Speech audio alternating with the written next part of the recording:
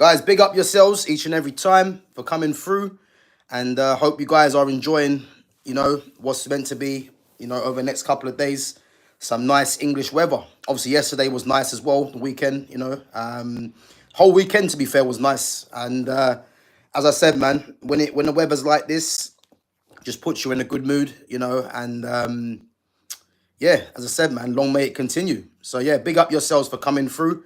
Big up to Gamer, Reluctant NUFC, he's now called.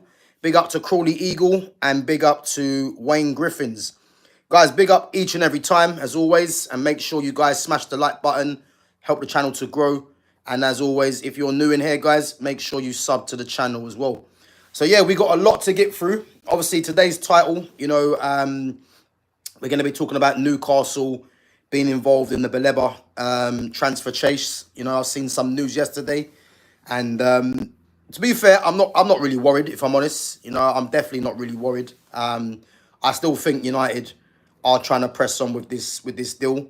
And again, from reports that we've been, from what I've been hearing, or from what I've been seeing, I'm hearing that United have agreed personal terms with Baleba, which again is not going to be difficult because he's not on a lot of money at Brighton. I think he's rumoured to be on about, 12 grand a week at Brighton. So again, that deal will be easy to do in terms of agreeing a contract with the player.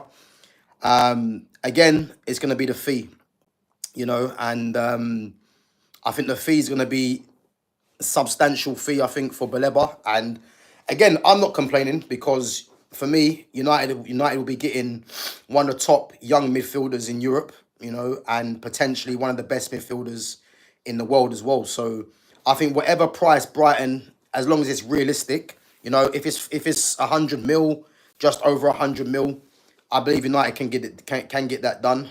And personally, I think that shouldn't be a stumbling block. So I think United have got the money. They can again see how they're going to make the payment if it's over 5 years, etc. But yeah, I do believe that United do get the bid done.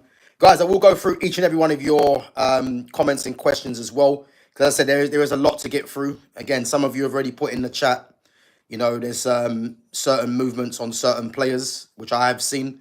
So yeah, I will definitely get back to your comments once I finish discussing what I'm going to speak about.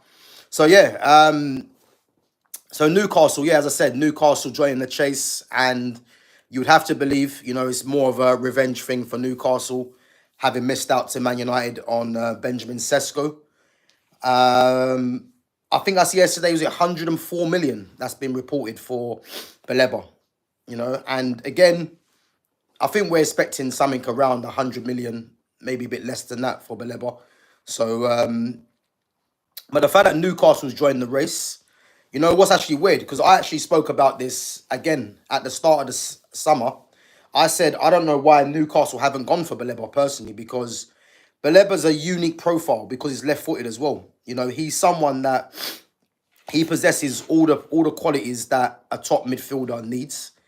And the fact that he's left-footed makes him a lot more appealing as well. So, as I said, I think the fact that Newcastle are now reportedly in for him as well, which I did say at the start of the summer, and Man City as well, whether that's just speculation or these teams actually are looking at him.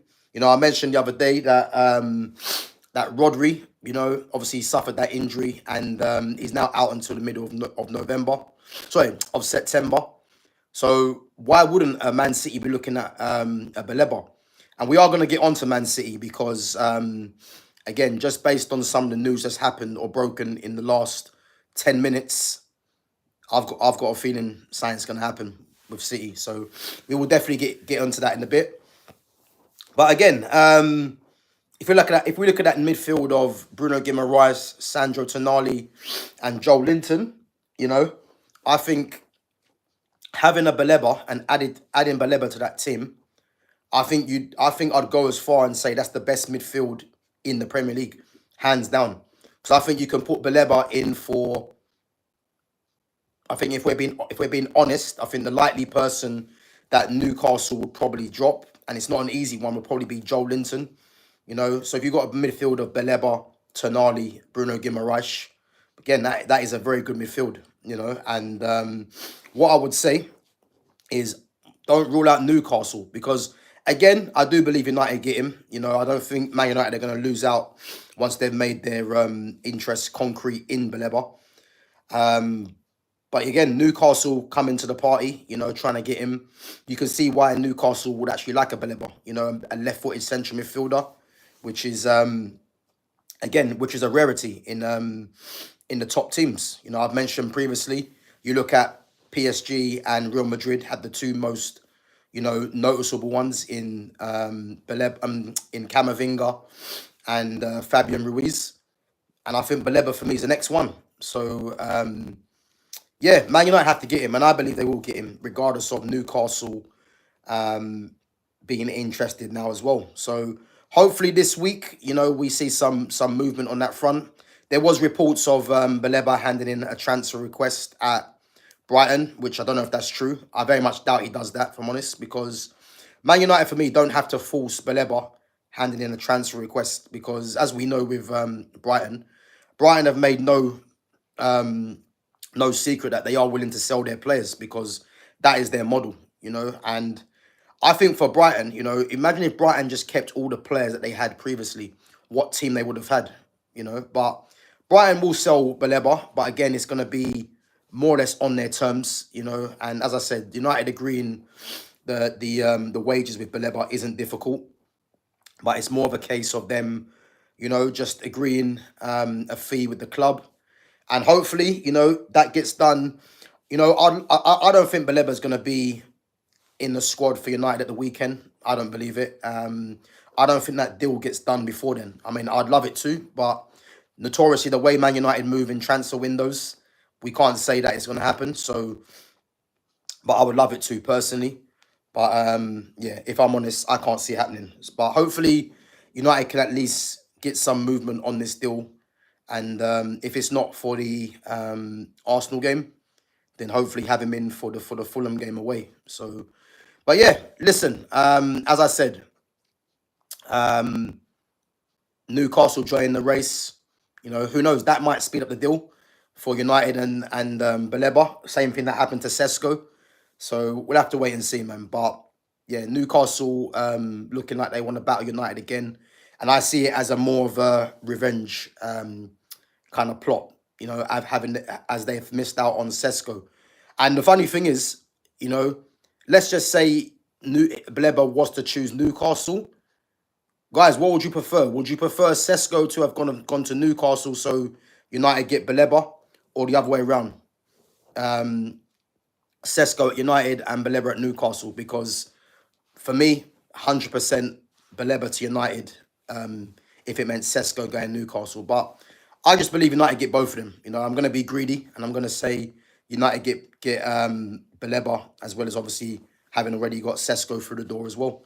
So, but yeah, let me know in the comments, guys, what you think as well. I'm going to go through some of your questions because, again, there's been some news that's been breaking. So, Reluctant NUFC, big up gamer, says Man United will win the battle, but if he's got a brain, he will pick Newcastle United. For me, what I would say, if Baleba comes to Man United, he slots into the midfield automatically. At Newcastle, again, he's good enough to start, but it's not as easy because Newcastle already have, a very good midfield. So it might sound weird, but he's good enough to start for Newcastle all day long, but he's got a ready-made space at Man United if he comes in.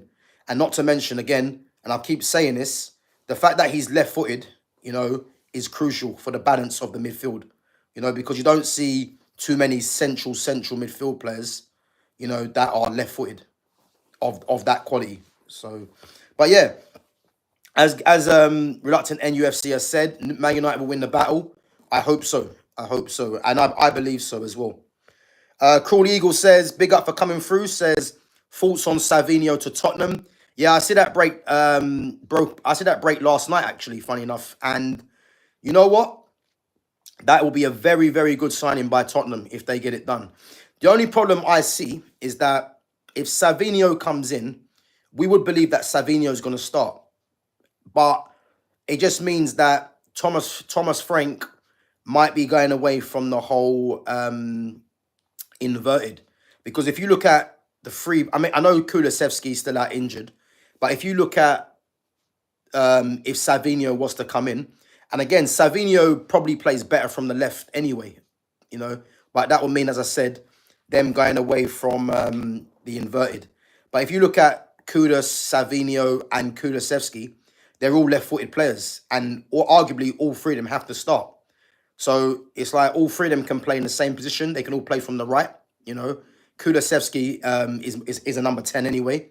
And then you've got Kudus, who can play as a 10 and play from the left.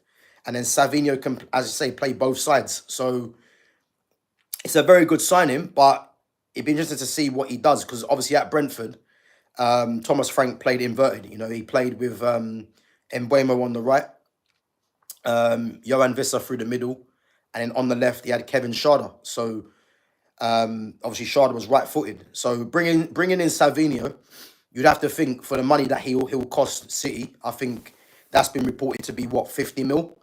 I think you're looking at him definitely starting if he does come there. And if you've got Savinho and Kudus both in the same team, you've got two left footers on both flanks. And then not to mention as well, if Kulusevski comes back, because Maddison's out for the long term, Kulusevski's another left-footed player. So again, Thomas Frank might be trying to change something there. But the fact that they're looking at Savinho, you know, is a very good deal. And I'm actually surprised that Man City are actually entertaining talks with Savinho, because Savinho for me is good enough to start for Man City. But as we know, they've got so much quality in their attacking part of the pitch. You know, he's not guaranteed a start. So, but yeah, from what I'm seeing, they're entertaining talks with Tottenham, club to club talks. And to be honest with you, man, yeah, it's going to be a very good deal for Tottenham. And if Tottenham happen to get Savinho over the line, I think that cements Tottenham. I think that cements them as top 8. I would say new manager, Savinho, Kudus, João Paulinho as well, and I believe they probably get another player over the line. You know, imagine if they still try and go and get an Eze. Because obviously we're seeing today that Palace have lost the appeal at the Court of Arbitration of Sport for their participation in the Europa League. Does that mean the likes of Eze, even a Mateta, Walton, does that mean that them guys might be available for a certain price? Again, Mark Guehi, what happens to Guehi now? Because Guehi's got, I heard Guehi's got something like 20 days until he becomes a free agent. You know, so yeah, Palace are in problems now. Who'd have thought? Palace winning the FA Cup the Community Shield yesterday, and now they've lost their appeal. And what does that mean for some of their key players? So I think that's going to be one to watch, you know. But yeah, just getting back onto Savinho. If he goes to Tottenham, that's a great signing for Tottenham for me. And as I said, I'm a bit surprised that Man City are willing to enter talks. But again, we're seeing a certain Jack Grealish now going on loan to Everton for the season. And I just think, you know what? The fact that City are allowing Grealish to go on loan, which again was no secret because, you know, he didn't go on the tour. But the fact that Grealish is going to Everton on loan, Savinho possibly going to Tottenham. Guys, listen, I think Man City are looking to spend big on a player. I'm going to say the fact that 2 wide players have gone out, yeah, Grealish is gone, and you've got Savinho looking likely as well. They're gonna sign someone big, and I think it's Rodrigo. I think City are not going to go into the season having lost, for me, 2 potential starters in Grealish and Savinho. I don't see them going through the season without signing a big hitter, and I think it's going to be Rodrigo. I think Rodrigo's coming in. If it's not Rodrigo, it's going to be someone that is considered as one of the best players in Europe. I think City are gonna do something mad in this window, I think. Cool Eagle says Tsimikas the likely one to leave Liverpool, meaning Robertson may stay.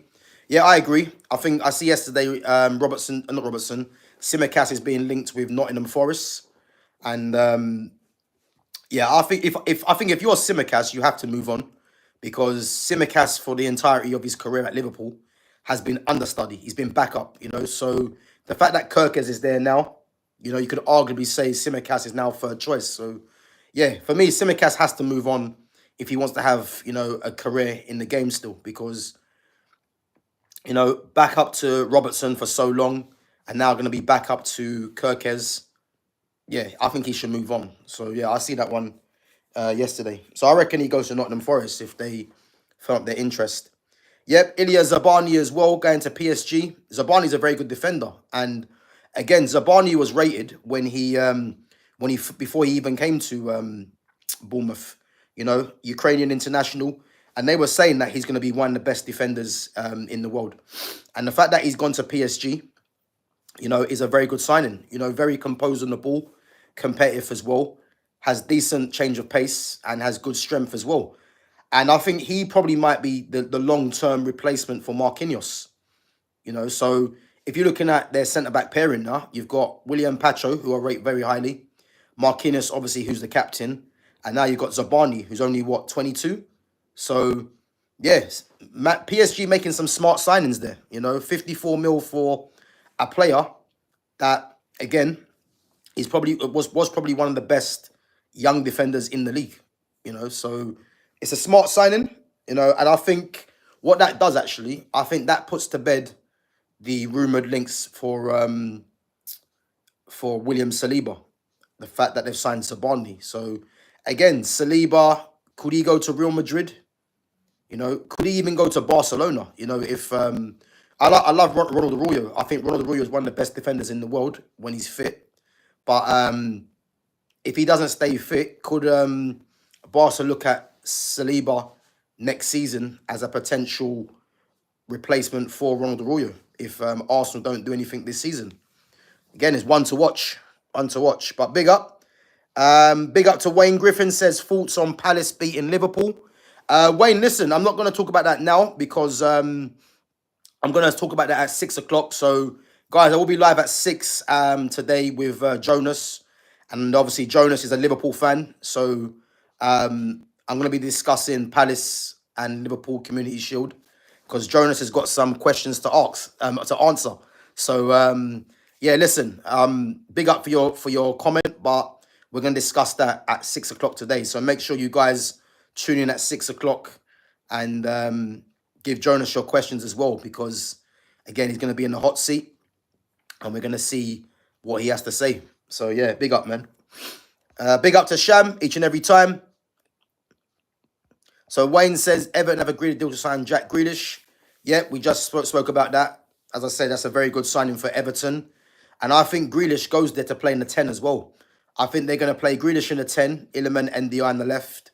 And then on the right, I don't think who they got now. I think they got Dwight McNeil. Alcaraz, I like Charlie Alcaraz as well. I think he's a good player. But yeah, no, I think Grealish goes and plays in the 10. And again, Grealish had to go on loan so he could stake his claim for a place in the England squad for the World Cup. And I believe Grealish has a very good season. He's got a point to prove. And for me, if he stays injury-free the whole season, you have to put him in that England squad. You have to. So it's a smart signing, really, for Everton. Big up to Barbara Joseph each and every time. Big up for coming through. Guys, come on. There's 18 of you in there watching and 12 likes. Let's smash the like button, guys, if you haven't done so already, if you're enjoying the content. And again, if you're new in here, make sure you sub to the channel. Big up to Rizayev from Azerbaijan. Yeah, big up, man, for coming through. Big up to William as well. Wayne says, Edison to Galatasaray. I've not seen that. Edison to Galatasaray. Do you know what I would say? And this is going to be funny. And the funny thing is, I don't even know if this actually happens because if Edison goes to Galatasaray, could that mean that Donnarumma could go to Man City? But the problem is, as we know, Pep likes ball-playing goalkeepers. So the Donnarumma one wouldn't make sense. Obviously, they've got James Trafford in as well, who's going to be obviously happy to be back, obviously coming through the youth. But I just wonder if Edison, I can't see Edison going to Galatasaray personally this season anyway. But if Edison does go, does that mean City going for Donnarumma? Like, but again, it wouldn't make sense because as we know, Pep likes ball playing goalkeepers. So it's unlikely, but I think it's one to watch. Big up to Don H says, bro, we are cooked. Our manager thinks we would be okay going to next season without Son. Big up Don H. Don H, I think to be honest with you, you've been a bit harsh, man, on Thomas Frank. I think Thomas Frank is a very good manager. He's a very, very good manager. I think he's one of the best managers in the league. I think don't look at Brentford, because as the fact why Thomas Frank, shouldn't be regarded highly. Because, again, he showed with the likes of Mbeumo and Cunha that he got two guys that got 20 league goals. I think one got 19, one got 20. But really and truly, playing for a team at Brentford, your players really shouldn't be hitting 20 league goals, really, if you're thinking about it. Because 20 league goals you'd associate with teams that are in the top 6 for your players. And again, the players of Vissa and Mbeumo are quality players. But a lot of it's down to the system that Thomas Frank instilled at Brentford. So for me, as I said, man, he's a very good manager. And the fact that you brought in Kudus, João Palhinha as well, two very good signings that go straight into your lineup. Guys, bear me 1 minute. I've got someone at the door. Bear me 1 minute. All right, you all right? Yeah, nice one. Yeah, all right, cool.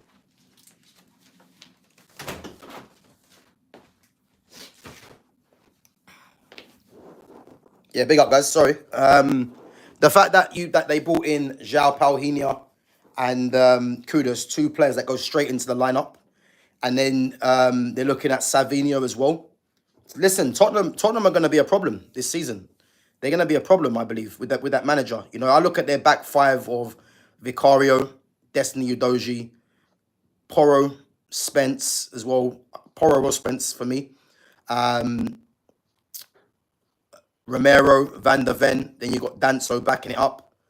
Listen, they're going to have a very, very, very good team, man. And as I said, the midfield, Bergval, Basuma, Bentancur, João Palhinha, Papa Matassar. Maddison, obviously, injury is a blow to them. Kulusevski's still out injured as well. But Kudus, if you get Savinho, Matis Tell's been signed a permanent. Matis Tell, to be fair, needs to improve a lot. Solanke. But yeah, Brennan Johnson, Richarlison, more squad players, you would say. But yeah, listen, they're going to be a problem under this manager. I don't think people should be ruling out Tottenham. The fact they beat Arsenal as well in the friendly comfortably, and it should have been more. I think they're going to be one team to watch out for. So yeah, man, I think you need to have more optimism. And again, Son needed to go really because Son's legs were going. Son wasn't the same player, and the fact they still got some money for him. Listen, they're going to be a problem this season. I reckon top 8 should be a minimum, and that top 8 is going to be difficult. So big up to some K8, I think his name is. Big up.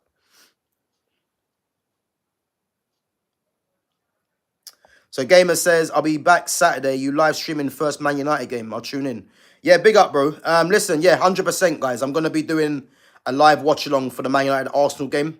So if you guys want to come through, and get involved in the live chat and watch the game, then by all means come through.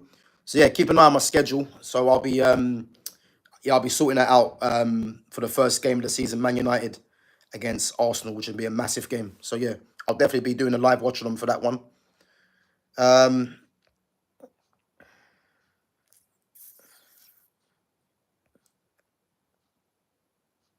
So Harry _Aston Villa says Doué to City. Do you know what? That's mad you're saying that, but it's not going to happen. PSG are not going to sell Doué. But what I will say is Man City are going to do something in this window. The fact that Savinho might be going out and Grealish has gone to Everton, City are going to sign someone. And it's going to, for me, I think it's going to be Rodrigo. I think it'll be Rodrigo. So, guys, it's one to watch. But big up to Harry, man, because the Doué one, that's not a bad suggestion. But PSG are not going to sell Doué. you know, because they want to give Barcola a new contract as well. But personally, I think Doué out of him and Barcola, they would rather keep Doué for me. So I can't see Doué going City, you know, because as I said, PSG will ask for a lot of money, and I don't believe City are in for him either. So yeah, one to watch though. Yeah, big up, gamer man. Yeah, big up, man. Yeah, Harry says, or Barcola to Man City. I mean, Barcola was linked with Liverpool. Um, can I see Barcola at Man City? Again, I just mentioned the same thing with Doué. There's reports that, you know, that they want to get them on a new contract. They want to get Barcola PSG on a new contract. So I can't see it, but listen, who knows, man? Money talks. Um, but yeah, I just got a feeling it's gonna be Rodrigo. I think Rodrigo has to leave Real Madrid, and I think if he leaves Real Madrid, I've been saying all summer long, it's either to go to Chelsea or Man City. I've been saying it all season, all summer long. You know, people were saying Bayern Munich. That's not happening now because they got Luis Diaz. So I think if Rodrigo goes, it has to be Man City or Chelsea. Because Man City, for me now, you know, have got a hole in that team. Because Doku's the only out-and-out wide player there. You know, Grealish obviously is a 10, but played from there. Marmoush can play out there as well. So now they need reinforcements. And Rodrigo has to be the standout option for them.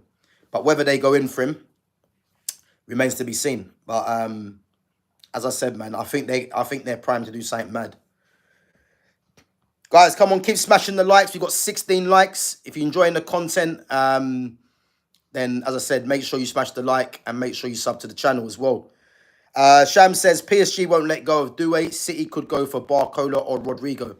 Yep, listen, I agree. I think Doué is out of the question. I think Barcola could be as well, because I think there's reports, as I said, that they want to sign him to a new contract. So, yeah, Rodrigo for me, definitely. Rodrigo for me. Yeah, I see that Kingsley Coman's gone to Al Nassr. Yeah, I see that. But again, I think that was obvious because Luis Diaz is there now. And obviously Coman probably would have found himself more on the bench. So if you look at Bayern Munich's front line, Elise, Diaz, Harry Kane. I know Musiala's out injured, you know, but when he comes back as well. So yeah, I think it was obvious that Coman was going to go, money, and obviously for the game time probably as well. Big up to Agnes 14ish as well for coming through. Big up to JKKLMNPP. As Chelsea completed Xavi Simons and got... Oh, has Chelsea completed Xavi Simons and Garnacho deal? So it's not been completed yet. But they're looking to get that over the line. I think the Xavi Simons one will get done.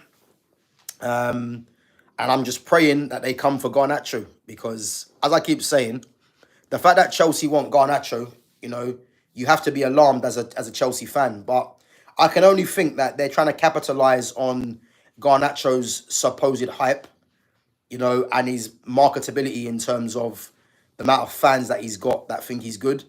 And they'll flip him in the future. That's the only thing that I can see, because if they genuinely think that Garnacho is the answer for them, then again, they need their heads tested. Because again, I don't know why they even signed Bino Gittins, but Bino Gittins is better than Garnacho, you know, and Bino Gittins is direct, Garnacho's direct, so I don't really see why they actually want him. You know what I mean? It is crazy, but again,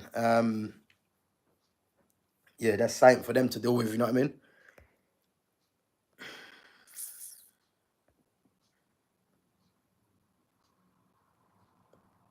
Yeah, big up to Sham. Big up to Sham. So, guys, yeah, listen. If you're going to put comments in the chat, you know, if there's players that have been rumoured to be going to clubs, please put the source or where you're getting that from. Because there's nothing more annoying when it's just made up stuff or people just saying stuff. So if you guys have got a source of information, then please put that in the chat and then we can discuss, you know, because as Sham has said, you know, it's all good, well and good saying rumours, but You know, if you've got the source, then put that in the chat. Big up yourselves. Big up to Chris and Mark. Yeah, no, it wasn't. Was it Temu? Yeah, it was actually Temu. Yeah, big up, man. How'd you know it was Temu? Yeah, it was Temu. Yeah, big up, man. Buckwheat says, Baleba, I can't see him choosing Newcastle United Football Club over Manchester United.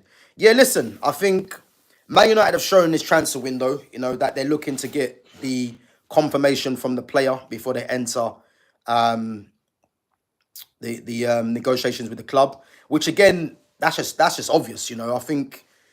I mean, back in the day, you know, it's called it tapping up. But listen, if Man United are moving like the way they're moving, then I don't see them getting beat to many players that they're clearly in for. And as I said, the fact that, again, I've been saying since the start of the summer, since last season, Man United need to go and get Carlos Baleba, and there was no news about that. And the fact that now United are in for Baleba is crazy. So I believe he's got his compatriots, obviously, as well, in Andre Onana and Brian Mbuemo. So yeah, I can see him going Man United. I got no worries about this deal whatsoever. I just hope Man United just don't drag this out and just get the because I think getting the agreement with the player is not going to be difficult. Again, there's been reports that the wages have been agreed, which isn't difficult because he's on a low wage anyway. But it's the fee with Brighton, and you know, I just hope United start making moves in putting in offers, you know. But the fact that Newcastle apparently have joined the race again, who knows what will happen? But I still believe United are the front runners, definitely. QT says, CRXSZ says, you look like an Arsenal player. Do I? What Arsenal player is that then? Big up to Mizo Momo, says, I'm Bavarian, my Chelsea fan friend. So yeah, he's German. Big up to Mizo Momo, Bayern Munich fan. 7-1. What happened 7-1?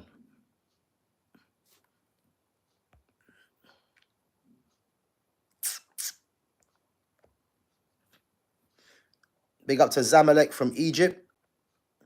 I remember they used to have a player from Zamalek years ago that come to play in the Premiership. What was his name? Striker. I think he played for Wigan. I forgot his name though. If anyone knows, put it in the chat, man. Zamalek striker, Egyptian. Used to play for Wigan. I forgot his name. Nathaniel McIntosh says, Garnacho for Chelsea is definitely a marketing thing. Get him on a cheap, sell him for more. Yeah, big up, man. I couldn't agree more. I think, to be honest with you, it has to be that. Because if you're a Chelsea fan, why would you be thinking that Garnacho is the answer to your left-hand side? You know? I mean, Chelsea were linked with Morgan Rogers, you know. They were linked with, what's his name? Rodrigo. You know, I think Eze might have been in there as well. And then now they're dealing with Garnacho. So yeah, for me, it's nothing short of a strategy to sell him because of his marketing. So yeah, I agree, man. I agree. Because again, if you're gonna bring in someone, they have to be better than what you've got, and he's not better than Bino Gittins. So yeah, I think it's a marketing thing, definitely. So Mizo says, talk about Coman. To be fair, there's not much to talk about. He's going to Al Nassr. And again, it's probably the obvious move for him in his career now. You know, this is a guy that's won. I think there's a stat out there that he's won something. Whoa, in actual fact, I think the season that Bayer Leverkusen won the Bundesliga, I think might have been the only time. But there's a stat out there saying that every season that Kingsley Coman's been a professional, he has won a trophy every season. So I'm not sure if that's a good trivia question as well. But I'm pretty sure there's a stat out there that Coman's won a trophy every season he's been a professional footballer.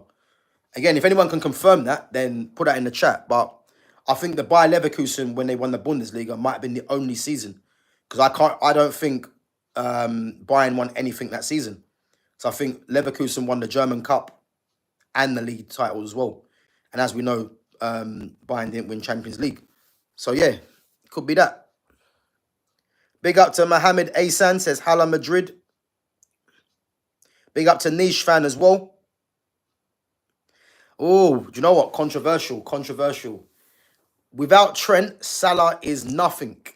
Do you know what? Yeah. Again, guys, make sure you come through at 6 p.m. because I've got Jonas on, who's a Liverpool fan, and we're gonna discuss Liverpool, obviously Palace Community Shield, and the fact that Mohammed, you've come out with that. Do you know what? That's something that's interesting, and I want to ask that. I want to ask Jonas that as well because I've never been a massive fan of Mo Salah. I've never hid that. I think in terms of consistency and his numbers, he can't be argued against. But as a footballer, I've never really rated him. And what I would say, the fact that Trent's gone, Trent found Salah a lot of the times with his passing. I think the difference now that you've got Jeremy Frimpong there is that Jeremy Frimpong can offer, the energy and the pace, which means Mo Salah doesn't have to do that in a sense, because on that right hand side with Frimpong's pace, he can occupy that whole right hand side. And I think with Salah, with him getting older, his legs starting to go a bit as well. I think him playing closer to goal would actually benefit him, which is why I keep saying a free at the back works better for Salah, I think, at this stage of his career. Because I think if you can have Salah closer to goal, and you've got Frimpong playing as a right wing back and occupying that whole right hand side, I think you probably get a more efficient Mo Salah. Because again, he'll be closer to goal, and he can get more numbers. So the fact that obviously Mohamed is saying without Trent, Salah is nothing, I can kind of see where you're going with that. I can see it, but I just think it might be more interesting to see if they tweak their system. Again, I don't know why Liverpool haven't looked at a free at the back, because I think this team right now with what they've got is crying for that. It's crying for that. You've got McGravenberch and McAllister who can patrol that central midfield. Then you've got Florian Wirtz who can play free roaming as a 10 or play from the left, Salah from the right, and you can play Ekatike through the middle. Then you've got the two wing backs in Kirkez and Frimpong.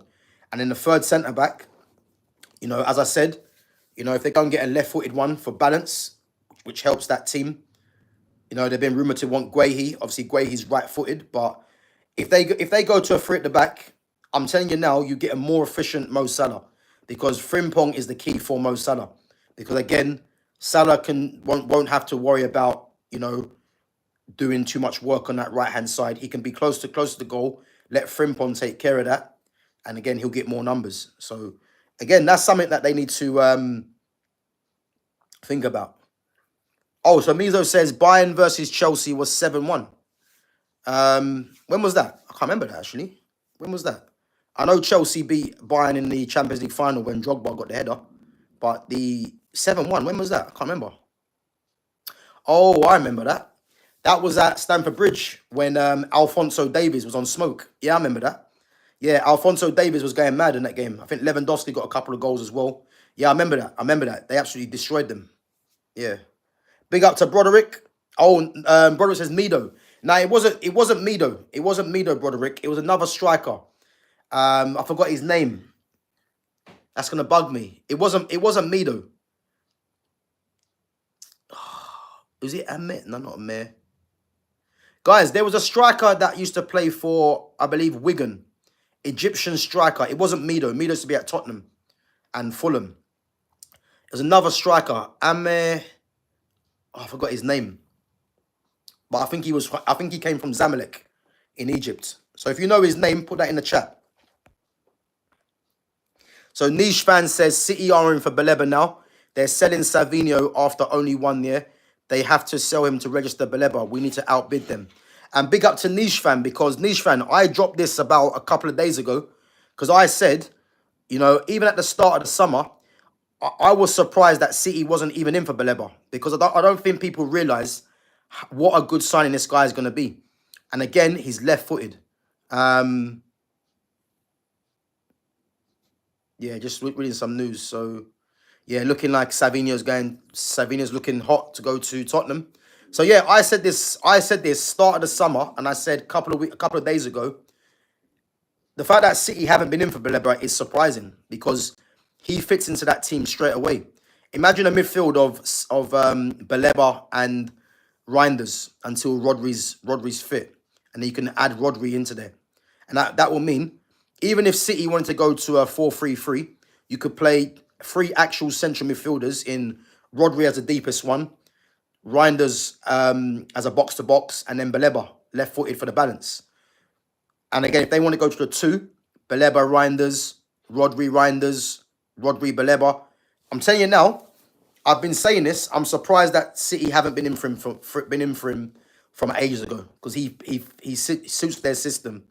So as I said, for me, Man United are the front runners for Baleba, and if Man United somehow screw this up, I think serious questions have to be asked. Because there's no way United can make their interest known and then get stung at the last minute. But I believe the way that Ineos are moving, I believe that Baleba gets done. And but yeah, it's one to watch, man. City and Newcastle, because I did say this. Yeah, big up to Mizo, man. Big up. Guys, come on, 22 likes, 19 of you in there.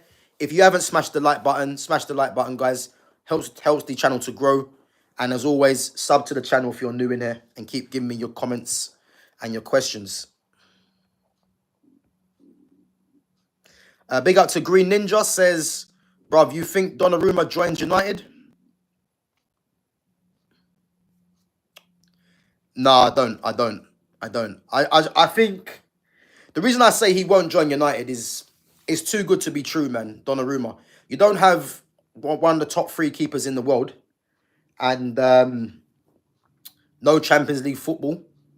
The fact that he wants a higher wage, and I do believe there is a way around his wage. United could offer him a lower wage and give him a massive sign-on fee to get him if they really want him. But for me, as I mentioned earlier, don't be surprised if there's talk about Ederson going to Galatasaray. They could come in with a bid for Donnarumma. But the problem is, obviously, as we know, Pep likes a ball-playing goalkeeper, and Donnarumma isn't that, and they've just signed Trafford as well. But then you got Chelsea. Chelsea, for me, they got Mike Penders, who's been rumoured to be the next Thibaut Courtois. He's on loan at Strasbourg. So if they get Donnarumma in, who's only 26, that could block Penders' development in the future. But again, they could do the same thing what they've done with Thibaut Courtois. They could loan Penders to a top club like an Atletico Madrid, if he's that level for 2 seasons, get Donnarumma in, and then bring Penders back. Or they could, sell Penders, add a buyback clause there, and if he does show to be that potential in the future, that could be something that they could revisit. But the fact that Donnarumma's 26, it's a difficult one for if you've got an up-and-coming keeper to keep them in the background, because Donnarumma's young still. The guy made his debut at 16, so he's still young. So it's going to be difficult. But to answer your question, do I see United getting Donnarumma? I have to be honest and say no. But if United was to get Donnarumma, what a statement signing that would be. But I'm going to say no at the moment. Big up to LJ. LJ says your favorite viewer is back, Gav. Big up LJ, man. Big up for coming through. Make sure you smash that like button, LJ, if you haven't done so already. So Wayne says, yeah, Coman is the only player to win a trophy for 11 years in a row. The run was ended in 2023. Yeah, I thought so. Big up to Wayne. So yeah, that was because Bayer Leverkusen won the league title. And again, Bayern didn't win anything. So yeah, I thought that was the case.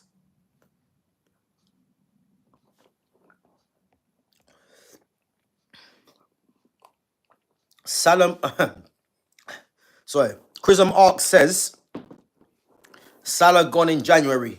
Nah, it's not going to happen. Salah's just signed a new contract, man. He just signed a new contract. That's not going to happen. I think Salah stays at Liverpool maximum 2 years.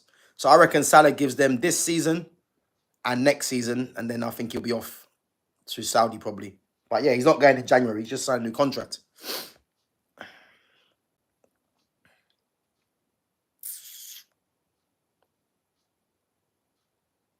So Mizo Momo says no, Frimpong will affect Salah performance, so Bradley will be more suitable to Salah. I disagree with that, and I'll tell you why I disagree. You know, I like Conor Bradley. I do like him. But what if you look at obviously how I explained the Salah one, because Salah's legs are put it this way, Salah's legs ain't the same, you know. He's not as explosive as he was when he first come to the league. And obviously he's getting older. So what I'm explaining with the Frimpong and the Trent in a sense, you know, obviously Trent could find Salah with his passing. Now, obviously Trent's gone to Real Madrid. So the fact that they brought in Frimpong was actually a smart signing because Frimpong's actually a right wing back. Now, if you change the system, you know, and you play three at the back and let Frimpong just focus on attacking the right-hand side, you're taking Mo Salah out of that because Salah can then just focus on getting numbers, which will mean because Liverpool play inverted, he'll be closer to goal. So what I'm trying to say, the fact that Salah's legs are not the same, you can use Frimpong as Salah's legs basically. Because as we know, Frimpong's got mad pace, you know, he's energetic as well, and he can patrol that whole right-hand side if they go to a three at the back, which will allow Salah to just play infield, combine with Wirtz, combine with the midfield, combine with Ekatike, and just get even more numbers. So that is something that Liverpool need to think about because I believe if they want to get the best from Salah, a three at the back might work better. But I think if they're going to play a four, Frimpong, as we know, is not a traditional right back anyway. Conor Bradley hasn't got Trent's passing ability. So, as I said, that might mean that Salah's on the periphery of the game a lot more than he used to because when you've got Trent's passing ability, you know, he can find Salah from anywhere on the pitch, really, which was obviously a beneficial to Salah. But I think you've now lost Trent and you've got different profiles of players. You know, you've got Conor Bradley, who's better defensively. But you've got Frimpong, who is an absolute machine on that right-hand side in terms of his pace. So again, that could help Salah in terms of getting more numbers. So as I said, I disagree saying that he will affect Salah. I think there's a way around it if they was to change the formation. But I think if they keep the same formation with the four at the back, then I don't think Salah is going to be as effective as he was with Trent. You know, but again, that's something for Arne Slot to think about because he could actually change Salah and make Salah more efficient. So Blur says we need a striker, someone like Isak or a good young striker we can develop. So Blur, I'm guessing you're a Liverpool fan. Again, we're going to be live at 6 p.m. with Jonas. He's a Liverpool fan, so you can get your questions in there. But the Isak one, I think is still, I would say it's 60-40 in Newcastle's favour in moving him on. So, but you need a good young striker. I think you guys signed a guy called, is it Will Wright? I heard the other day that you guys signed. But as I said, Ekatike is through the door. I like Ekatike, but I think Isak is the one that, as we know, they all want. So, yeah, we'll have to wait and see what happens there.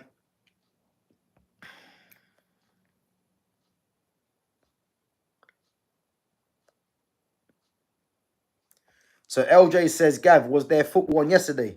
Yeah, there was. There was the Community Shield. Palace beating Liverpool on penalties. I actually missed the first half. You know, I got the second half. But listen, I've been saying this. You see Crystal Palace? They have got some dangerous players in their team. You know, they've got players that can easily go and play for the top 6 teams in the league. You know, so I expect Palace to have a good season if they keep hold of all them. You look at Mark Guehi, you know, he's one of the best, he's arguably one of England's best defenders, you know, but he's looking likely that he's going to be moving on. You know, his contract's running out. I think he's got 20 days left. You know, they've got him. Lacroix is a good defender as well. You know, he's competitive, tenacious as well, and he's got pace.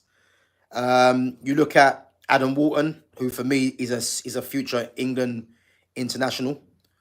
Eze, as we know already, Jean-Philippe Mateta.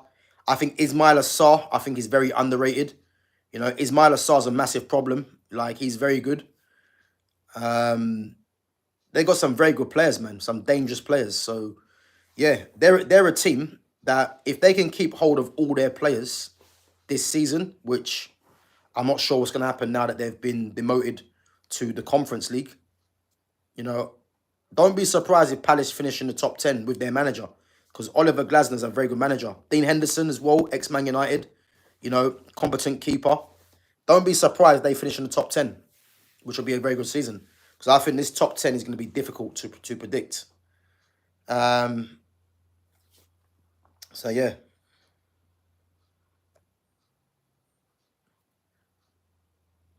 So, Blur says, Liverpool need a striker, someone like Isak to help build up the attacks, because we don't play a cam, but Verts is a cam. Yeah, big up to Blur. So, again, Liverpool, the system that they play, you know, with Gravenberch, McAllister, so they normally play a three in there. I know Szoboszlai plays in there as well, but Szoboszlai out of the three of them is probably the most advanced. But Liverpool can play a 4-2-3-1 and have Gravenberch and McAllister, you know, sitting slightly deeper and have Verts as the number 10. But they can also have Verts, you know, that will be more effective as well, or as effective, if they play the three at the back and have Verts playing from the left, but having more of a free role. Because I think when you have the wing backs, the two players playing out wide, you know, they're not literally positioned to stay there.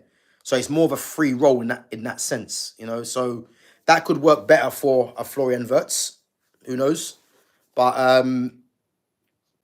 yeah, listen, they've got options, and to say they need a striker that can help build up the attack. I mean, Ekatike can actually do that.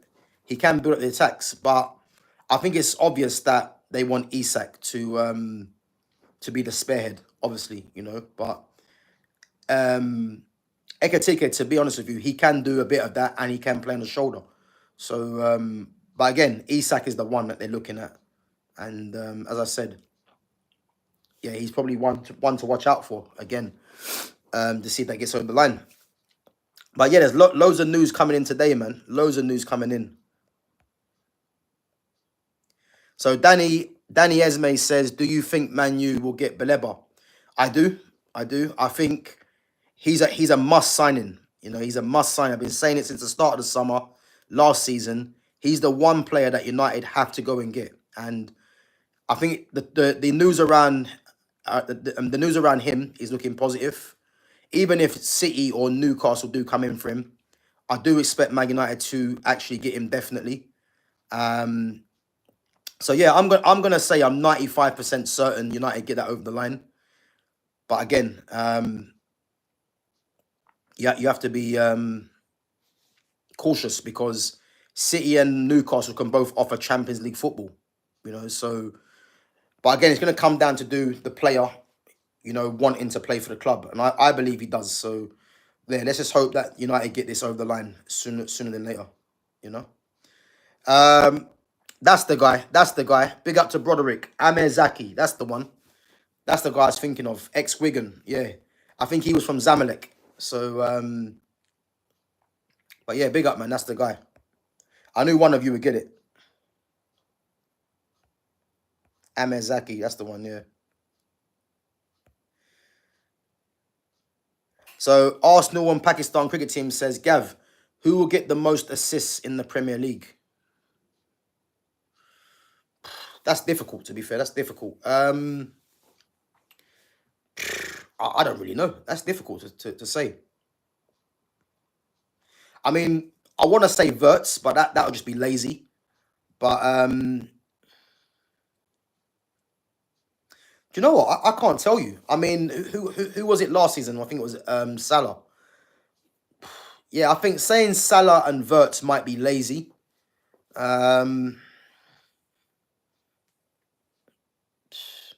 I don't really know. That's a difficult question. Difficult question.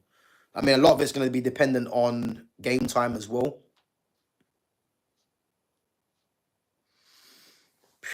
I don't really know, man. That's a difficult question, man.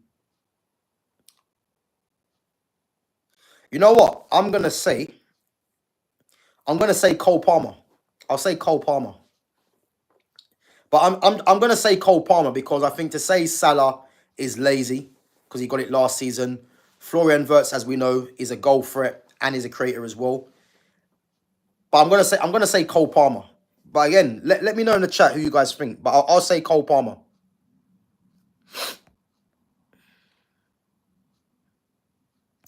So Danny says, who's your relegation zone battle thoughts? Relegation zone. I think you'd have to put the promoted teams in there, even though those guys are spending money. So it's not gonna be easy to do. But I'm gonna say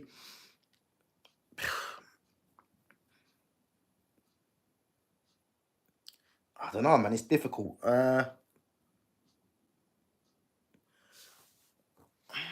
you know what? I'm gonna say the promoted teams. I'll say them. I'm gonna say because I think all the teams at the bottom that was at the bottom last season have all done business, so they might push themselves up the league. But yeah, I'm gonna say the promoted teams. But I think this season is going to be a tough league because I don't think it's set in stone that teams that found themselves at the bottom will be there again. You know, I think it's going to be difficult.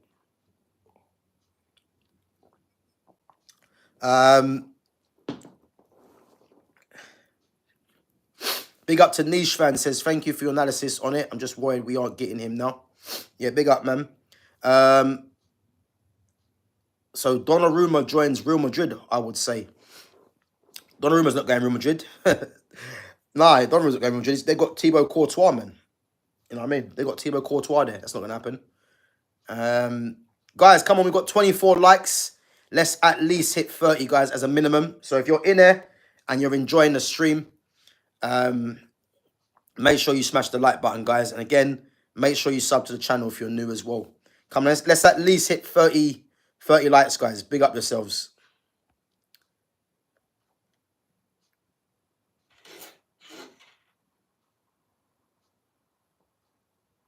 So Danik reckons Rodri's going to Real Madrid. I mean, you wouldn't rule it out, but it's unlikely. Obviously, he's injured as well at the moment. He's out to mid-September. Yeah, mid-September.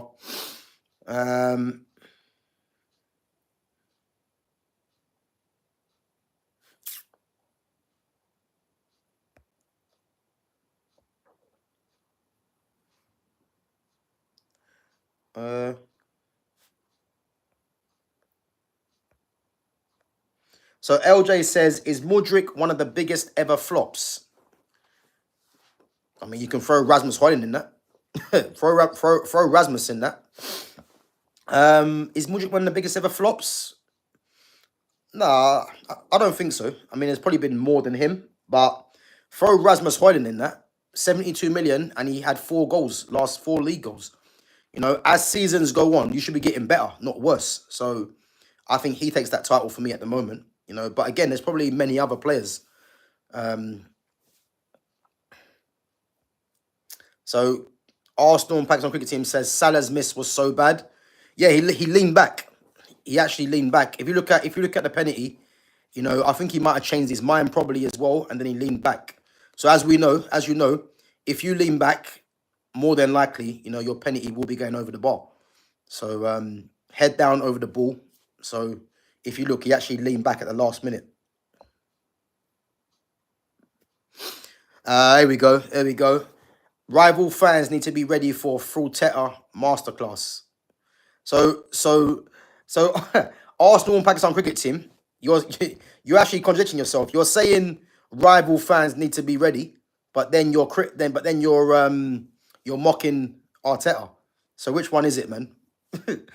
But yeah, listen, I'm not sure what masterclass you're actually talking about. So, Gav, do you think Raya will win the Golden Glove back to back? No. I do think Arsenal have got a decent defence, but I don't think he wins it back to back. I actually think Arsenal are going to be worse than they was last season. I don't think Arsenal are going to be good, personally. I don't think so. So do I believe Brian gets back-to-back Golden Gloves? I don't. I don't. I think it could be someone that we're not even talking about that might get it. So who knows? Andre Onana could be that. You know, could be Onana.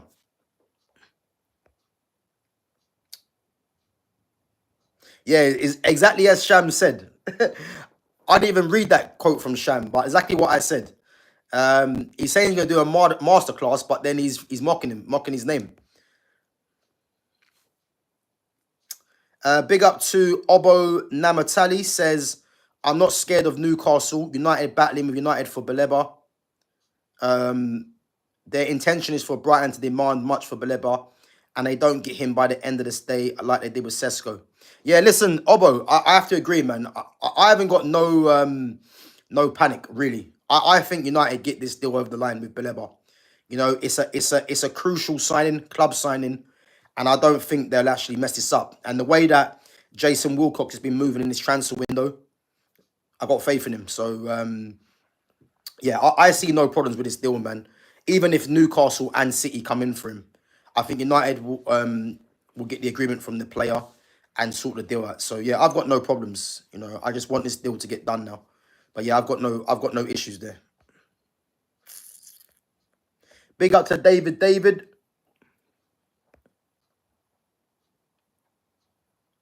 Yeah, listen, Michael Elise is a top player, man. And again, Man United messed up in not getting Elise when he left Palace. United messed around because Elise was open to coming to United. United messed around and then he went to Bayern Munich. So, but yeah, he's definitely world class potential, no doubt. You know, and I look at as someone like Elise, the fact that he's in the French team now, French squad as well. You know, if you look at the attackers, like Mbappe's going to play as the captain. Dembele has to play as well. So you're looking at Elise, Cherky. You know, that front four there is dangerous. So, yeah, listen, he's definitely got world-class potential, no doubt, man. No doubt. Big up to Mizo Momo. So Mizo says, can you make me a moderator? Big up for asking, bro, but I don't just make anyone a moderator. You know, if you're in the channel, if you're consistently supporting the channel, you know, and you're there all the time, then that could be a possibility. But there ain't no one that's just gonna be made a moderator just off the back of that. So all my mods now, these guys have been with me from the start. So yeah, as I said, big up yourself for coming through. But I don't just make anyone a moderator just like that. But obviously, keep your support coming through, man, and it might be something that we can revisit at a later date. But as I say, man, appreciate you coming through as well. Big up to Rafi from Indonesia. Yeah, big up. So LJ says, how often do people call you Danny Rose's twin? Not often. Not often. I've heard it once before. But yeah, not often, man. Big up to Smoke Dope. Are you from the UK? I am from England.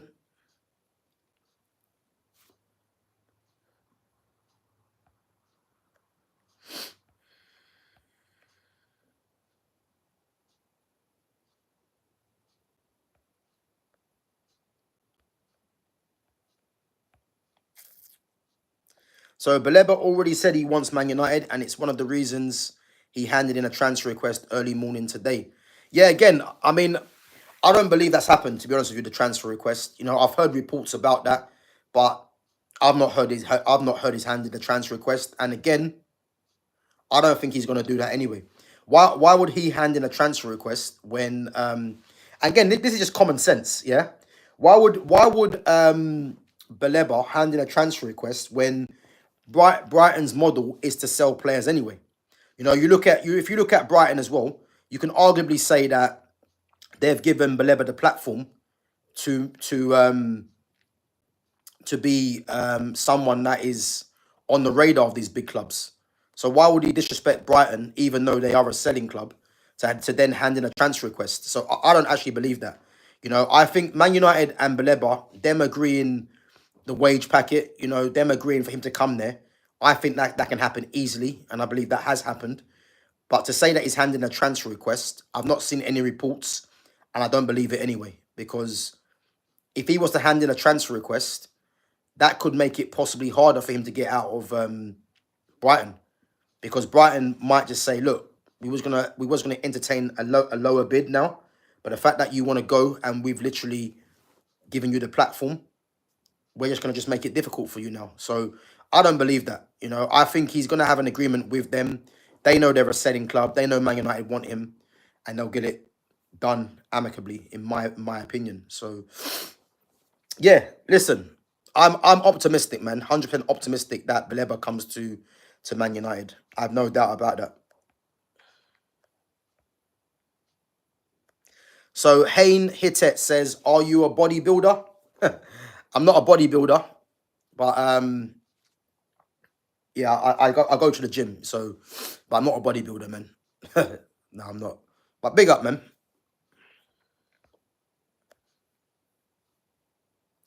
I don't know why Xhaka left Leverkusen to join relegation threatened Sunderland. To be fair, Sunderland is a massive club. They are a massive club. They're an actual Premier League club, you know. So that's the first thing. And secondly, maybe he wanted to get away from Satan, which is Ten Hag. So that's the only thing I can think of. But yeah, no, he's a good player, Xhaka. You know, he's a very good player. And who would have thought he would have come back to the Premier League at Sunderland as well? But it's a good signing for them. You know, he's a leader. You know, he's got Premier League experience as well. He's a league title winner as well. Not with Arsenal, but with Bayer Leverkusen. So he'll be bringing that to their team for sure.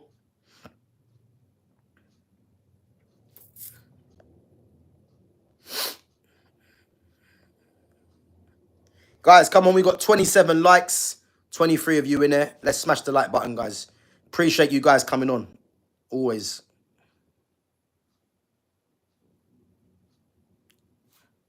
Big up to Lewis Jackson as well. Big up, Lewis.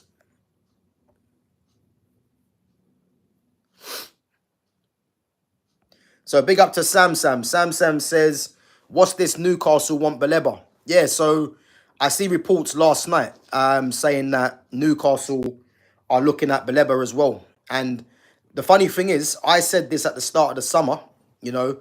I said two teams that should be in for Baleba is Newcastle, Man City. And funny enough now, both teams have been linked with him.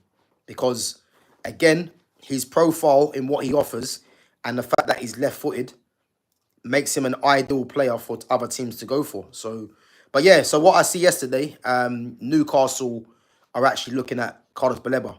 Even though I do think Man United have it, you know, I think they have it sewn up for me personally, but you just never know. Big up to Mickey. Mickey says Amad Diallo is good. Very good. Very good. Amad Diallo is one of Man United's best players.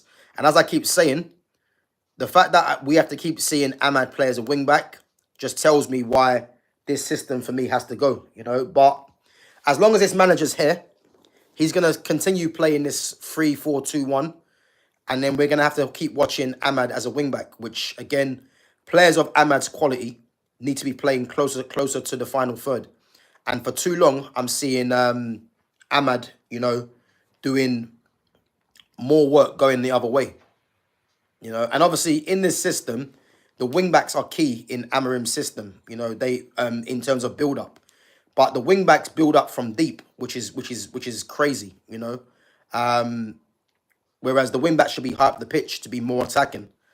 But again, the 3-4-2-1 for me, you know, I'm not a fan of it really. I prefer 4-3-3, 4-3-2-1.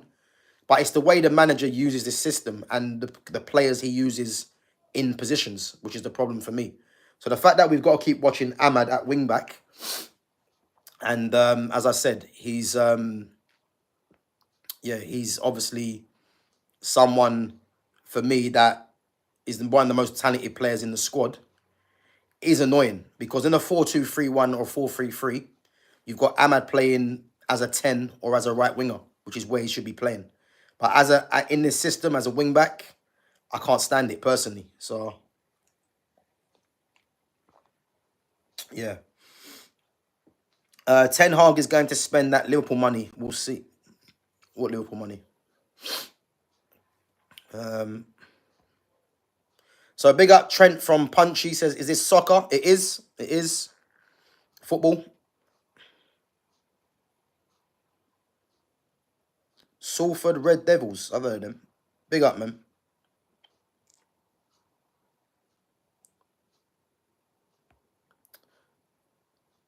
So Boxing Straight Talk says Ahmad is not a right wing back. Yeah, he's not, man. He's not. But in this system, you'd probably say he's more effective as a right wing back than he is as a 10. Because as a 10, Ahmad tends to not get in the ball too much. But the fact that we've got to see Ahmad as a right wing back is a problem. It's a massive problem, you know. The guy's a number 10 or a right winger. And this manager with this 3-4-2-1 is making us look at Ahmad, as I said, as a right wing back, which is crazy. Yeah, listen, big up to journalist Manucho. Manucho, that's a name I ain't heard for time. Manucho used to be an ex-striker for Man United. I don't know why they signed him, but that's a name I've not heard for time. But listen, I've got no doubts United signed Baleba. No doubts. I've got no doubts. I think United signed Baleba, definitely. So Boxing Straight Talk says Dorgu is not a wing back, he's a fullback. Do you know what? This is a good comment, because Dorgu traditionally, you know, can play. Well, Dorgu can play anywhere on the left hand side, left back, left wing back, left midfield. I actually think Dorgu will be more effective as a left back, I believe, which is why I keep saying to you guys, this system is a killer for certain players. Because I think Dorgu can be a very good left back, an attacking left back. I think the way I look at Dorgu as a left back is what we see of Alphonso Davies, you know. Alphonso Davies isn't great defensively, but as a powerhouse on that side of the pitch, you know, he offers the physicality and offers the pace. And I think Dorgu can be the same, you know. But again, this system is gonna be him as a wing back, unfortunately. But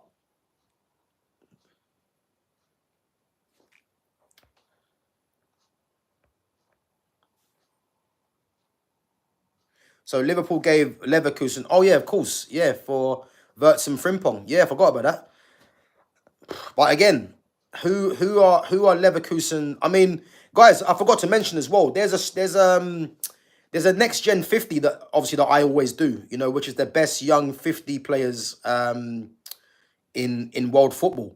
And there's a player that I done that was linked to Man United, and I just found out. I just see the other day when Chelsea played Leverkusen, he was actually on the bench for Leverkusen. A striker called Christian Kofane, and he was linked to Man United. He's actually at Leverkusen now, and he was playing for, I want to say, Albacete or Tenerife in the Segunda division, in the Spanish league. So he's actually gone to Bayer Leverkusen, but from a few clips that I see, he actually looked quite decent. So so they've got him by Leverkusen, but I can't think of any other players they've actually signed. I think Adley is been rumoured to be going to Bournemouth, you know, Adley. So yeah, they've got money for both of them. So let's see if they go into the market and spend it, Leverkusen. But again, who will be the targets? I mean, I'd love it to be a Rasmus Højlund, you know, a Garnacho, you know, a Mason Mount. Imagine that. But again, it's unlikely. So Wayne Griffin says, Amarim's system clearly isn't working. They should try to change it. I mean, to be honest with you, Wayne, yeah, again, we can do this till the cows come home. I mean, it's very clear this manager is not going to change this system. But ultimately, this will be his downfall, in my opinion. He's not going to change the system. He's going to keep to the 3-4-2-1. And we have to just get on with it. But as I keep saying, and I won't stop saying, the first 5 games of the season, you know, I don't care what players have come through. You know, I don't care if the players supposedly are not used to the system. He's a coach, so he best be coaching his players to get positive results in his first 5 games of the season. And if he doesn't, he's in trouble, you know. So the first 5 games, Arsenal, Fulham, Burnley, City, Chelsea.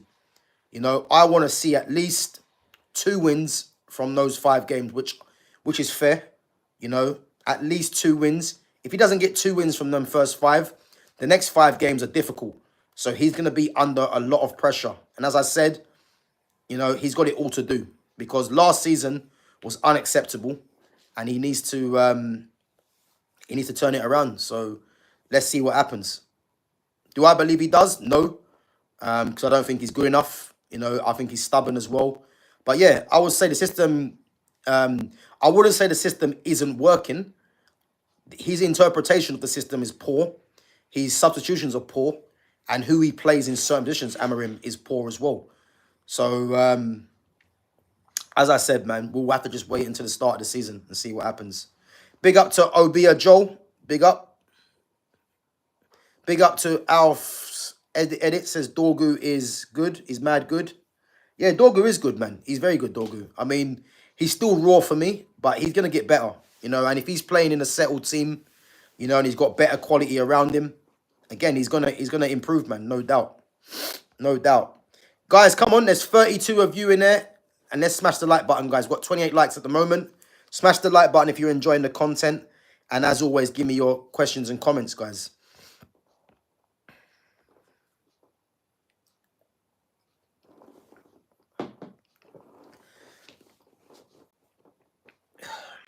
So Pac-Man says, with Onana in goal, forget about trophies. I disagree. Onana hasn't been great, but listen, if Man United just get a settled team and this manager plays the right players, then as I said, I think United will be better. But it's never going to happen because the manager is incapable of playing the correct players in the correct positions. And as long as he keeps shoehorning his favourites into the team, again, Man United are going to be they're going to be 1 minute win, 1 minute loss, and it ain't good enough. So we'll have to wait and see, man. But again, Onana hasn't been great. But is Onana a bigger problem than Rasmus Højlund? He's not. Is he a bigger problem than Mason Mount? No. Is he a bigger problem than the likes of Luke Shaw? No. For all different reasons. For me, is he a bigger problem than Bruno Fernandes? No. For all different reasons. You know what I mean? So, as I said, let's just wait and see what happens. Start of the season against Arsenal. Starting this weekend. So, Boxing Straight says, we have to be realist. So far, we have seen nothing from Amorim that suggests he's capable. Bro, I 100% agree. 100% agree. And as I said, I've been saying this for a while now. Again, let's not forget, Amorim came into the club. And I think people forget that the reason Ineos pulled the plug on Erik ten Hag, and rightfully so, why they gave him the start of the season, I'll never know. But the fact that they pulled the plug on Erik ten Hag and hired this manager is because they thought first and foremost this manager was meant to be a good coach. So he came into the club with the club 4 points off a top 4. For United to finish 15th and break all sorts of records, you know, and again get beat by Tottenham in the Europa League final. You know, these things shouldn't go unnoticed. Because I don't care what anyone says about him not having the players. Because at the end of the day, he was brought in because he's meant to be a good coach. And the rule of any good coach is to improve the players that you have already.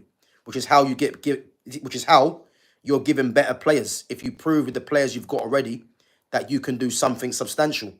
The fact that he's come in, yeah, he's broken all these negative records. I believe before the Aston Villa game as well, United had 9 points in 2025, which is shocking. Europa League final, he lost, which was poor decisions. And the fact they finished 15th should not be forgotten. And I don't think it will be by many fans. So for me, as I said, he's got it all to do. And the fact that there's not been one player I can say that has improved, you know, under this manager. Players have gone backwards, in my opinion. Again, he's going to be under pressure. So we have to just wait and see what happens come the start of the season. Because pre-season, from what I've seen, has been poor. I know United won the summer series. But again, West Ham, Everton, Bournemouth, you'd expect those teams to be in the bottom half of the league come the season start. You know, and it wasn't convincing performances either. Fiorentina 1-1, you know, wasn't great. I mean, I missed the first half, but second half for me was the same old shit. So as I said, he's got it all to do, man. And we are going to be here to see what he does. And as I said, this channel here, you'll be getting real opinions. You know, I'm not influenced by anyone. I just say what I see. And it's going to continue like that. You know, I don't care if 99 people are saying the same thing in terms of Amorim's done a good job. I will base my opinion off what I see, you know. And if he's not doing what I think's suitable for Man United, I will continue to voice my opinion, you know. It is what it is. But big up, man. Yeah, big up, Daniela. Daniel, listen, if anyone comes on here and they're racial, you know, they're being rude. Again, everyone's free to say their comment and give your opinions if it's respectful. But if you're disrespecting any of my mods, you know, you're coming in there with any kind of attitude and you're showing any sort of racism in the channel, then again, you'll be blocked, you know. But again, if you want to come here and contribute to the channel, you know, you got your questions, you got your comments to make, whether you agree with me or not, again, by all means, keep it coming. But let's just try and be respectful. Pac-Man says, did United have a good pre-season? I think I just answered that. So for me, the games that I see, no. You know, it was no different to what I've been seeing. United just added in, you know, you say more quality in Mbeumo and Cunha. But again, those guys need to get up to match speed, you know. So yeah, I don't think it was great personally, you know. Oh, this hay fever's killing me, man. Tell my tablet. Boxing Straight Talk says, is Dallo starting games? Is Bruno playing in the 8? Are we using inappropriate players as wing backs? So far, it's a shambles. Like, he's making Ten Hag look like Pep Guardiola. You know what, Boxing Straight, man? Big up, man. Big up for your comments. Spot on. So, this manager, as we know, you know, he's gonna continue playing Dallo and Bruno. He's gonna shoehorn Dallo into the team somehow. And as we know, he loves Bruno Fernandes. So I'll say this now, and I'll keep saying this. As long as he keeps shoehorning Bruno and playing Bruno every minute of every game, do not expect Man United to, 1, play good football, and do not expect Man United for 2, to progress. Because many people look at Bruno Fernandes as Man United's best player. If he's Man United's best player, is there any surprise why Man United have been shit over the last few years? Is there any surprise? Because if you've got someone like that is your best player, then there's problems, put it that way, yeah? So for me, if he keeps trying to shoehorn Bruno Fernandes into this team, United are going to struggle continuously. Diogo Dallo, as we know, in this system, is better as a right-sided fullback, right-sided centre-back. But again, Lenny Yoro's there and Mazraoui can play there as well. So realistically, Dallo doesn't have a place in this team because that wing-back, he's ineffective. So the problem is, if this man just trying to shoehorn him into the team because it's his compatriot, it's going to be a detriment to the team. Again, if he keeps playing Bruno Fernandes, it's going to be a detriment to the team. Bruno's going to have games where he gets assists, he'll get a goal, etc. But for the long-term benefit of the team, this guy is not the answer. And I'll keep saying that. He's not the answer. But then all you're going to get is a lot of people, like with Bruno, Bruno's 1 goal away or an assist away from for fans of Bruno to start hyping him up. This is the problem that is created now. Because I look at the bigger picture. The bigger picture is Bruno Fernandes good for Manchester United moving forwards? He's not. You know, for so many reasons. You know, he's someone that wants the ball at every opportunity, taking it off players' toes. Hollywood passes all the time. His attitude stinks as a captain. You know, nothing can ever be his fault. The best thing about Bruno Fernandes is his availability. You know, but then some might deem that as a problem for Man United. But I'll keep saying this, you know, and again, I'm never going to stop saying it. As long as Bruno Fernandes is playing for Manchester United as regular as he is, Man United not doing anything. That's the truth, you know. So, again, and this manager is going to continue playing him. So, again, we have to just wait and see what happens. But you've been warned, guys. If he keeps playing Bruno and shoehorning Dalot into this team, United will struggle.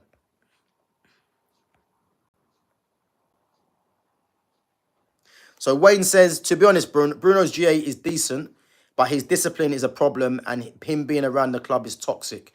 But again, Wayne, the thing with Bruno is that fans of Bruno would only argue with you to say about his GA. And this is where football's gone now. The fact that people mention Bruno's GA, it usually means he ain't really that good. Because if your thing is to mention a player's GA, it just usually means that they're not really doing their job. Because we shouldn't be looking at Bruno's GA as a way of him getting away with certain things. It shouldn't be that. Because he's meant to be the captain, even though he's not a captain for me. He's meant to be a midfield player. You know, I'd much rather Bruno get no GA, but be disciplined in midfield, you know, and provide the platform for his team to win games. But whenever you talk to people about Bruno, they say, oh, look how many goals he got last season. Look how many assists he got last season, which again is hiding away from the fact that the player ain't that good. And the problem with Bruno as well is that when people say to him that he's got the most GA, are you even surprised he's getting GA? Like, this is what people need to really figure out, yeah? There's no surprise Bruno gets GA because, as I keep mentioning, guys, and I'll say this for like the 20th time, Bruno takes every set piece. He's on the penalties. He's on the corners. Whenever he gets the ball, the team looks to play him the ball because he's been made the main creative hub in the team. He has a free role in the team. So if you couple in all these things together, he plays every minute of every game. He plays every game. So if you couple in all these things, is there a surprise why Bruno gets mad numbers? There's no surprise. There's no surprise because he's on every set piece going at the club, and he does whatever he wants in the team. Like, he's got the freedom of Old Trafford. But then what they don't tell you is that when they tell you about Bruno has the most creative stats out there, these stats are flawed because, as I keep mentioning, because Bruno's on every set piece, as soon as he puts a ball into the box, regardless of how bad the cross is, all it takes is for a Man United player to get their head to the ball, regardless of how bad it is. And as soon as that happens, that gets counted as Bruno creating a chance. But again, these statisticians don't tell you that because they're trying to push narratives. You know what I mean? So when you're trying to push narratives for certain players, this is why the Bruno Fernandes argument will always continue, because these people don't want to tell you the real truth. And the real truth is, since Bruno Fernandes has come to the club and he's become the captain, there's no surprise that Man United have recorded their lowest finishes ever. Ask yourself that question, why that is, you know? But big up to Wayne, man. Big up for your comment. Pug Spark 2 says, to be honest with you, Man United is cooked this season. No hope for the club. I mean, in terms of the manager, I would go along with that because I don't rate him. But in terms of what Ineos are doing now, you have to respect it, man. You have to. You know, they are getting in the right players. For me, Mbeumo, Cunha they're no-brainer signings. Again, I didn't really want Sesko, but if it means Rasmus goes out the door and Sesko coming in, I'm content with that signing. And if you get me Carlos Baleba, that'll be the sign of the summer for me. So it's going in the right direction, I would say. But this manager, I've got no faith in. That's what I will say. All I hope is when it starts going wrong this season, Ineos act fast before there's nothing to play for. Listen, I believe they will. If Amorim doesn't get positive results in the next 5 games, even the next 10 games, I believe Ineos will pull the plug. I have no doubt about that, you know. Big up to Kieran. Kieran says, opinions on Casemiro. Yeah, listen, Casemiro, as we know, the career he's had, you know, one of the best defensive midfielders of his generation, you know. I look at Casemiro now, and the fact that he's been asked to play in the way that he has been under Ten Hag and now Amorim is actually criminal. Because as we know with Casemiro played in the midfield with Toni Kroos, Luka Modric, and he was the deepest lying midfielder there. And again, he was tasked with breaking up play, using his experience, using his tenacity and his aggression as well. Obviously, he was younger, so he had more energy about himself, but he was tasked with doing that.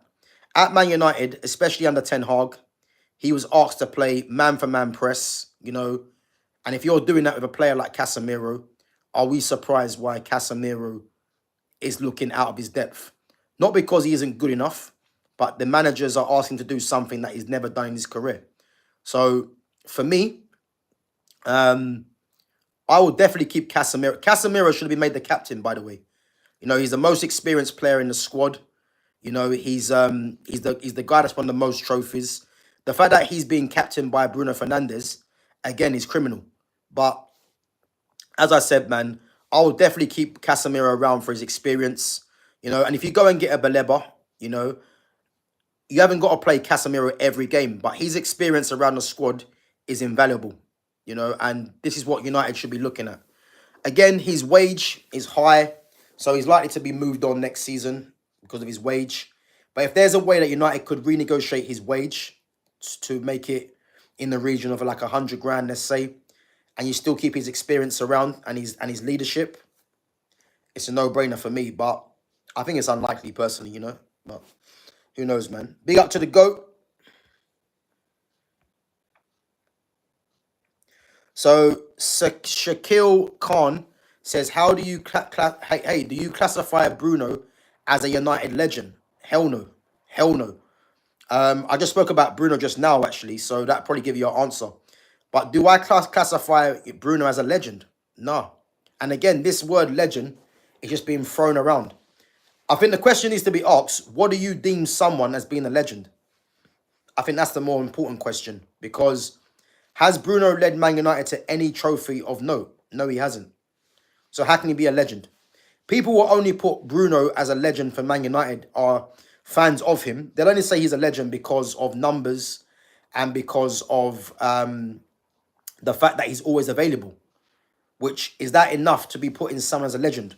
Because the people that I put as legends at Man United, the likes of Eric Cantona, the likes of Cristiano Ronaldo, the likes of David Beckham, Paul Scholes, Ryan Giggs, you know, likes of Yap Stam, Gary Neville, Peter Schmeichel, Wayne Rooney,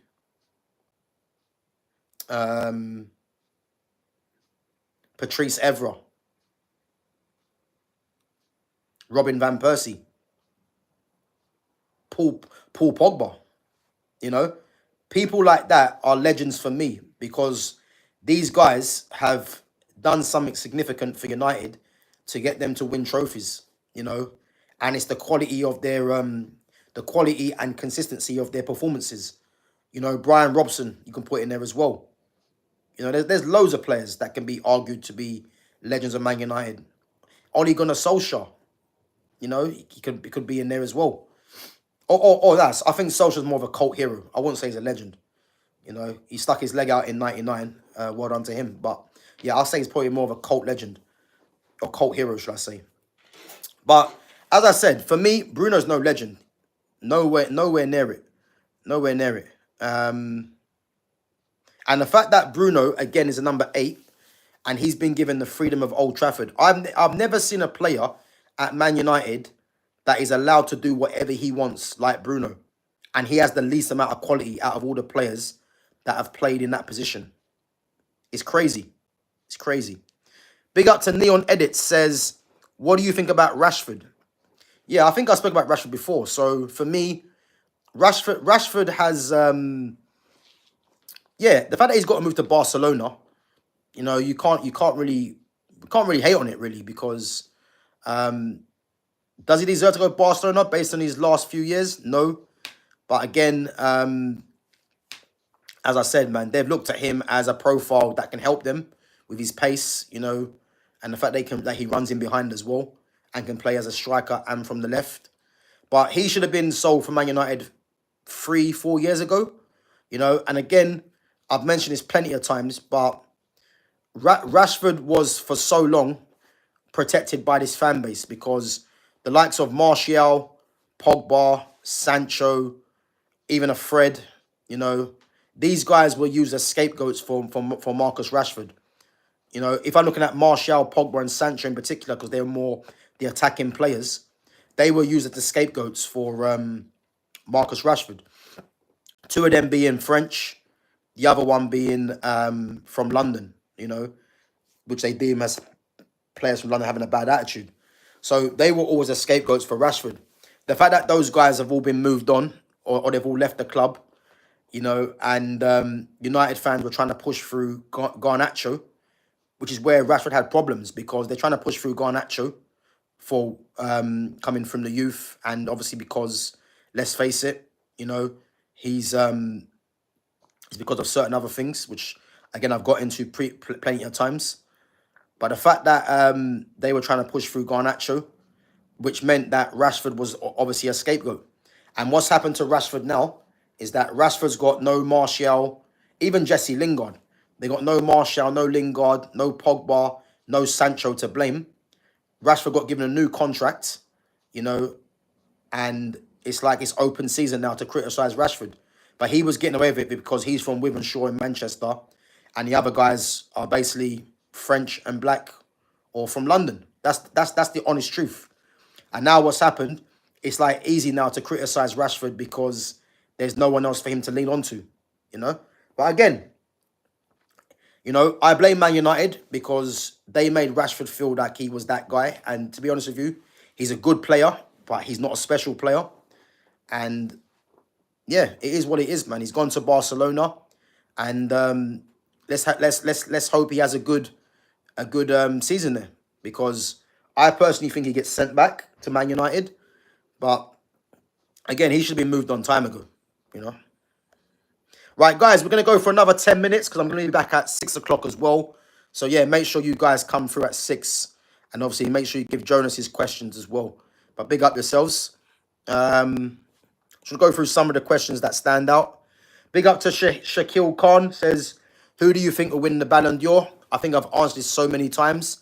For me, it's between Yamal and Dembele. I think they're the two front runners. Again, if we're giving it to the actual footballer, Yamal all day long. But I got a feeling that Dembele might get it because of the Champions League win and because of the numbers as well. So, but it's between them two for me. Even though Rafinha does deserve a shout because he's got better numbers than both of them in terms of GA. But I think if you're going to give it to one Barca player, for me, it has to be Yamal. And who's the new star boy of football. And again, Dembele for his season that he's had for PSG.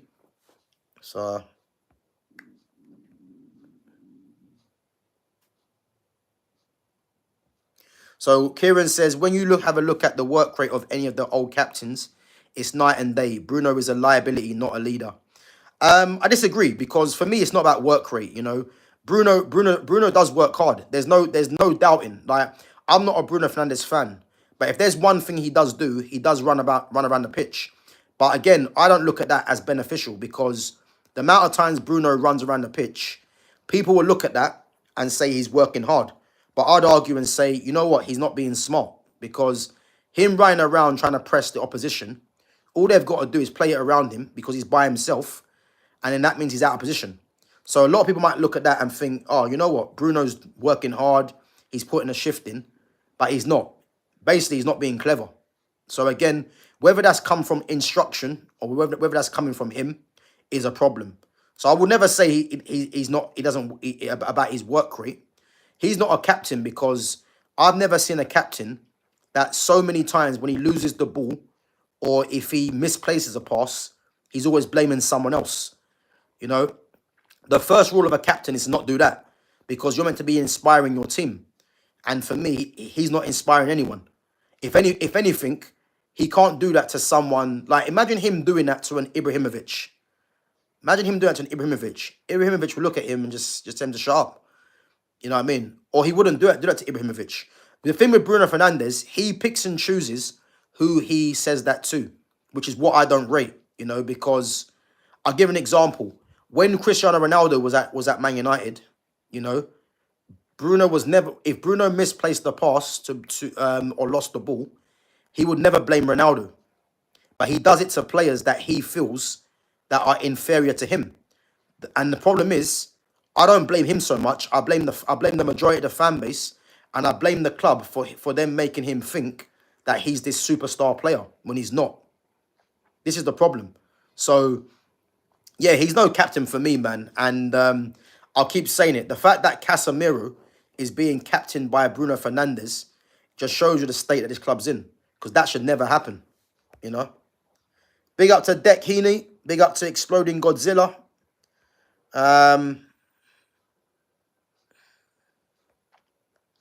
Big up to Ammo as well.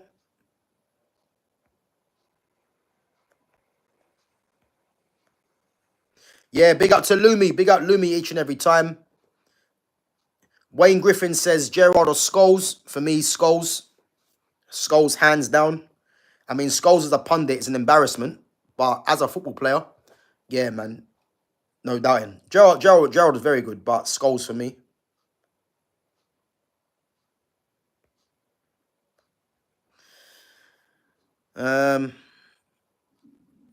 Yeah, Ammo, I agree, man. He is too petulant to be a captain. Yeah, he is. He's got no discipline. He's petulant and he blames everyone else but himself. So, yeah, I agree. I agree. But, guys, listen up. Big up yourselves for coming on each and every time. I'm going to be live, guys, at 6 o'clock. So, make sure you guys come through and support the channel as always. 35 likes, that's decent. You know, our minimum target today was 30. So, big up yourselves for smashing the like button. Again, if you're still in the chat and you haven't smashed the like button, make sure you do.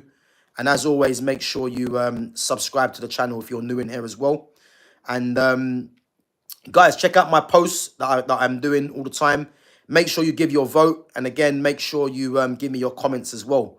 And let me know what you think. So the one that just come out is quite an interesting one. So as I said, yeah, make sure you vote. And make sure you check out my other content as well. And guys, as I said, I'll be back at 6 with Jonas. So make sure you guys come through and give us your questions and your comments. Again, Jonas can be put on the spot. You know, his team, you know, losing yesterday. So we're going to want some answers from him. And let's hope he's prepared for the answers. So, yeah, make sure you guys come through and support the channel as always. And as I said, guys, yeah, much appreciate you guys coming through. And I'll catch you guys back at 6. Take it easy.